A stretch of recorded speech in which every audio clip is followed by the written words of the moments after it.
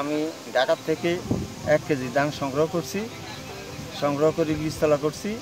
বীজতলা করার পরে এলাকায় সাধারণ ধানের মতে ওই হাল ছাড় দিয়ে রোপণ করছি। রোপণ করার পরে ধানের পাতাটা বেগুনি রঙ হওয়ার কারণে এলাকায় একটা আলোড়ন সৃষ্টি হয়ে গেছে। জনসাধারণ রাস্তা কিনার দিয়ে আসা যাওয়া দেখতেছে এটা কি।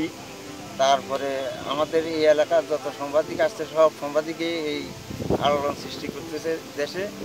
আর আমার এই ফলনটা যদি ইনশাল্লাহ ভালো হয় 1 মাস পরে ধানটা আসলে ইনশাল্লাহ আমার এলাকার কৃষক যারা চায় প্রত্যেকের হাতে আমি এই ধরনের বীজটা দিব, যাতে করে সামনে এই ফলনটা ভালো পায়, এই আমার কামনা।